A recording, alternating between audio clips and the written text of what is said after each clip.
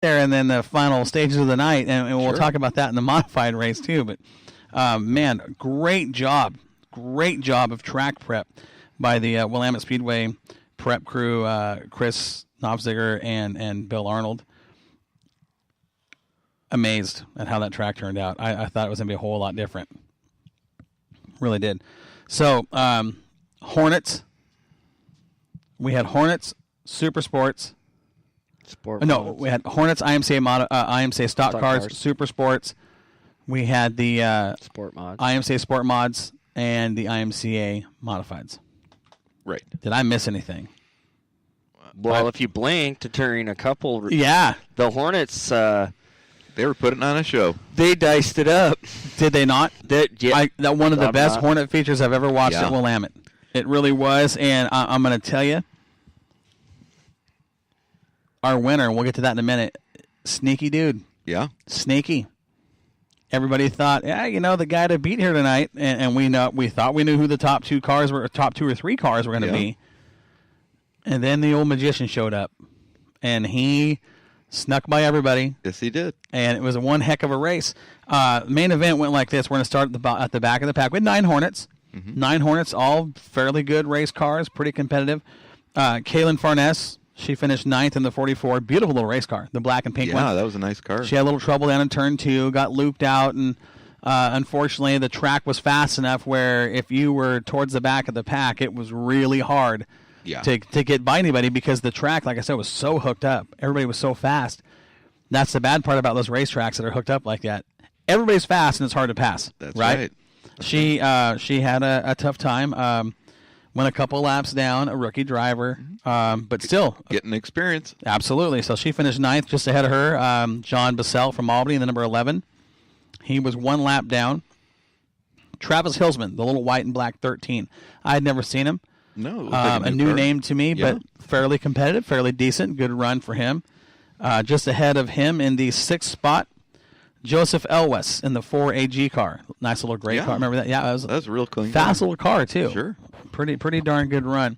The top 5 names we all know. Moving in 5th place, which surprised me, was KC Scott in the 30. Mm-hmm. Earlier in the program, I would have said he's one of the top 2 cars, I think he had a little incident there in the feature where he got caught up and faded towards the mid pack and kind of stayed there because once you got there, everybody was so fast.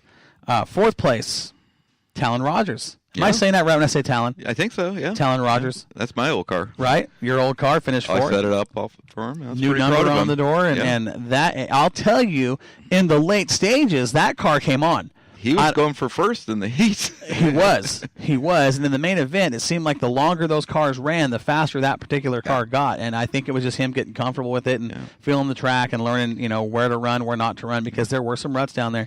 And those little cars and ruts, not a good combination. Yeah, he's never driven that Neon. I'm used to driving it where I put it, hard in the turns, but it's a whole new game, from driving that little Honda to that. That Neon actually handles pretty well through the turns. Yeah. There's a lot of those. Yeah, there's a lot of those cars in that class, and there's a reason, I guess. I mean, it's not just because they're inexpensive, but they work well as a Hornet-style race car. They sure do.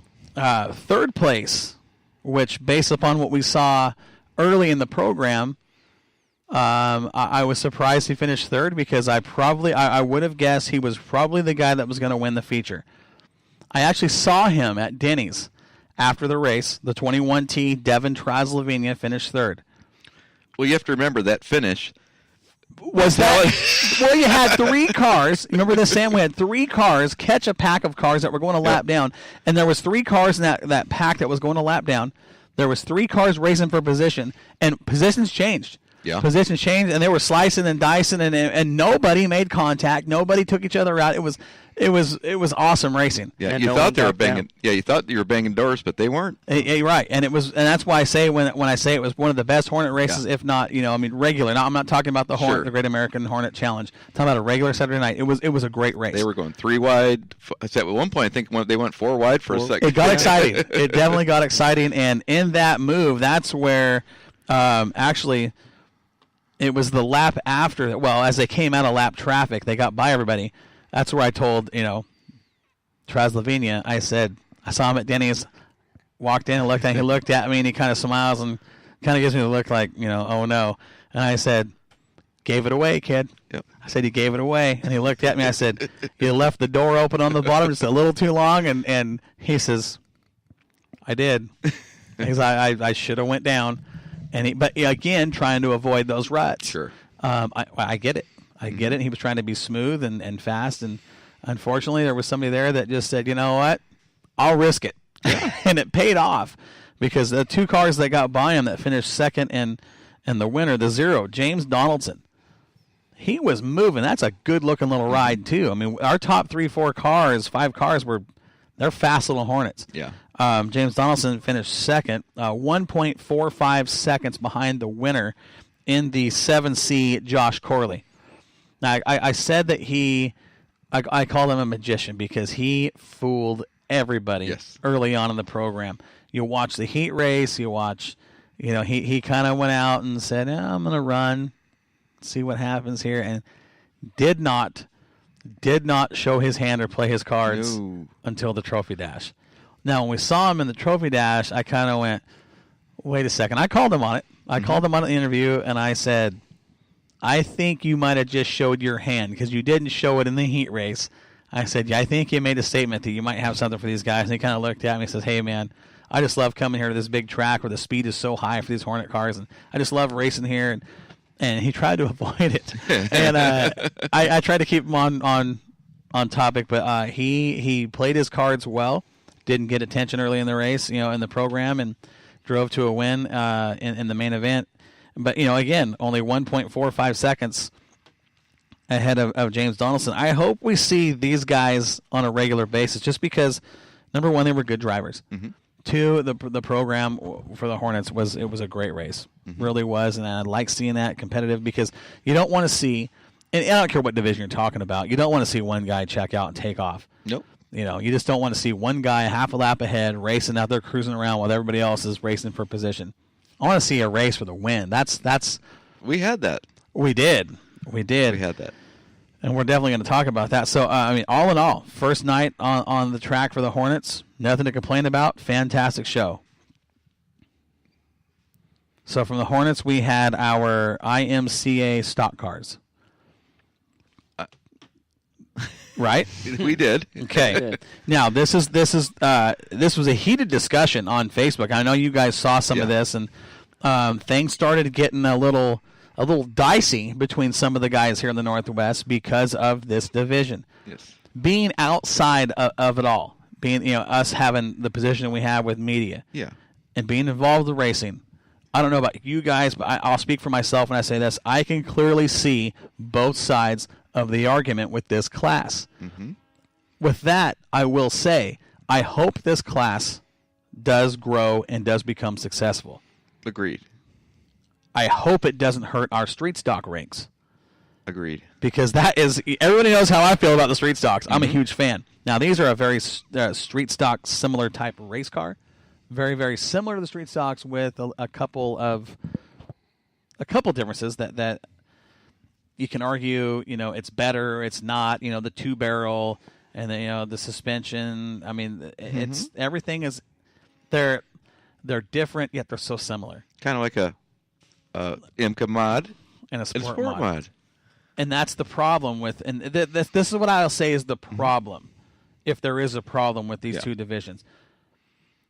It's simply looking at them. Because you don't know if you're looking at an IMCA stock car or if you're looking at a street stock.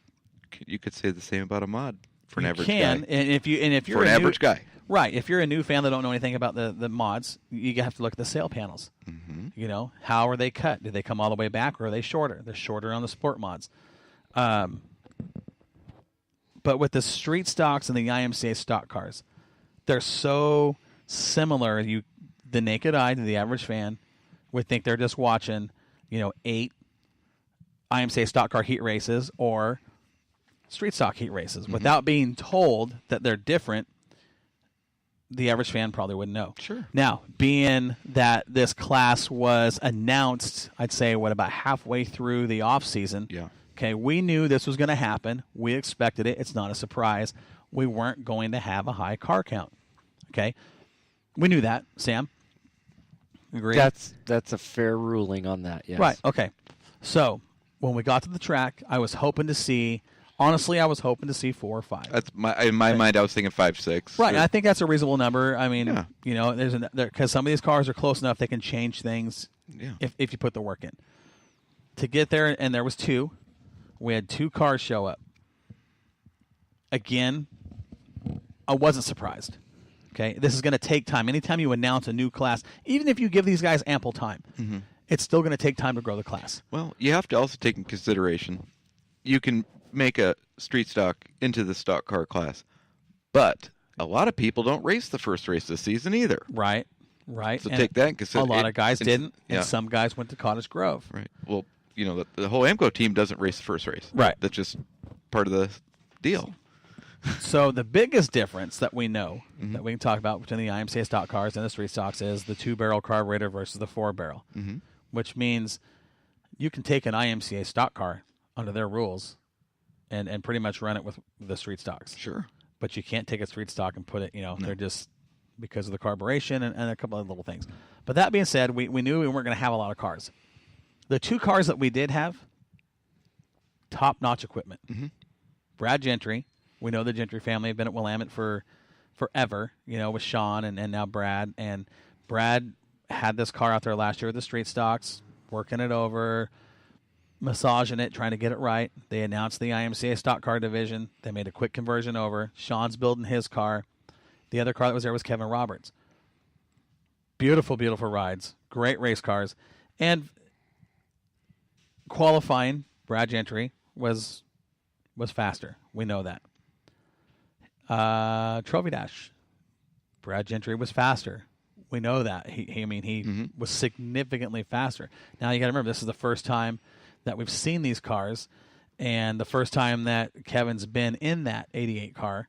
So, like anything, you're developing a relationship. You're working the car. You're adjusting it.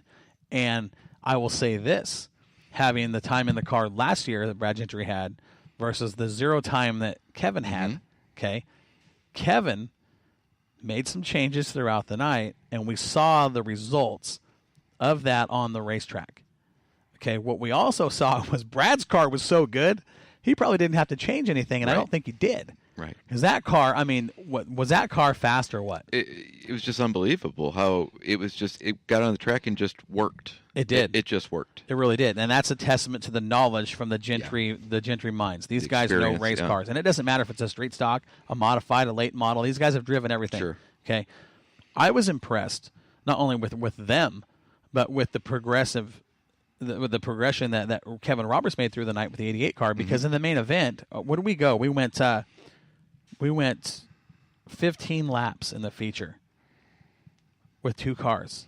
And early on, it looked like, okay, this is over. Gentry had almost a straightaway lead. And then, as good as he was, Kevin found it. Yeah. Kevin found it, started driving that car a little different. He started seeing that left front tire kind of come up a little bit, started getting really aggressive. And when it was over and the checkered flag flew, 0.2 of a second. These guys were there. And the racing for the last, and I know it's only 2 cars, but let's take this for what it is. Let's not get on it and say, oh, that sucked. We don't like, nobody, a real race, don't like watching a 2-car race. I don't care if you're watching 2 go-karts or, the only time it's good to watch 2 cars is when you're watching NHRA. Sure. That's it. Okay, but let's take what we saw and let's talk about that, because I think overall things weren't that bad. No. They really weren't. What, Sam, from your vantage point in the pit area, I know you don't get to see everything because you do work your tail off out there, but what was your thoughts on what you saw with the IMCA stock cars and the 2 cars that were out there? Well, like you said, you saw Kevin basically doing what Kevin does, started just working on his setup. Like, he'd go out, he'd come in. He also had his mod there, so he was running that. So he'd get out of the mod, he'd go back over. They'd work on the IMCA stock car. He'd tweak on the mod a little bit, and then he'd come up and start looking at the track. Seeing what the track was doing, he'd go back over and he'd tweak on something a little different and a little that. And I'm not saying where he was working or what he was working on. Right, we don't do that. Yeah. So you could tell he wasn't frustrated. How's that?